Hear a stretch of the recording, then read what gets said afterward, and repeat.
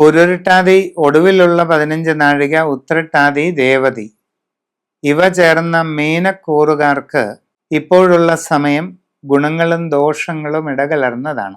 വ്യാഴം 5-ൽ നിൽക്കുന്നത് ഗുണകരമാണ്.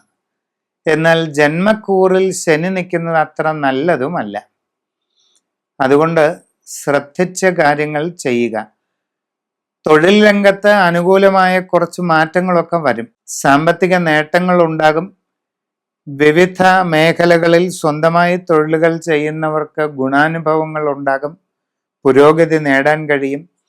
കൂടുതൽ മേഖലകളിൽ നിങ്ങളുടെ പ്രവർത്തനം വ്യാപിപ്പിക്കാൻ സാധിക്കും. സ്റ്റാർട്ടപ്പ് സംരംഭകർക്ക് വളരെ ഗുണമുണ്ടാകും.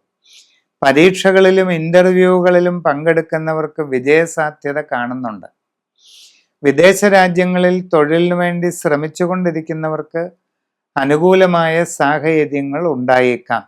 വിദ്യാർത്ഥികൾ പഠനകാര്യങ്ങളിൽ ശ്രദ്ധ കൂടുതലായിട്ട് വെച്ച് പുലർത്തുക. പുരോഗതി ഉണ്ടാകുന്നതാണ്. കച്ചവടക്കാർക്ക് സാമ്പത്തിക നേട്ടങ്ങൾ ഉണ്ടാകും. കർമ്മരംഗം വിപുലീകരിക്കാൻ അവസരമുണ്ടാകും. നൂതന സംരംഭങ്ങൾ തുടങ്ങുവാനുള്ള സന്ദർഭം വന്നു ചേരും. പല രീതിയിലുള്ള അനുഭവ ഗുണങ്ങൾ ലഭിക്കും. യാത്രാക്ലേശം, അലച്ചിൽ ഇത് ചില സമയത്തെങ്കിലും ഉണ്ടാകാം. ആരോഗ്യകാര്യങ്ങളിൽ പ്രത്യേകം ശ്രദ്ധിക്കുക. മനസ്സിൻ്റെ പിരിമുറുക്കം ഒഴിവാക്കാൻ വളരെ ശ്രദ്ധ വേണം. ആവശ്യമില്ലാത്ത കാര്യങ്ങളിൽ നിന്ന് ഒഴിഞ്ഞു നിൽക്കുക.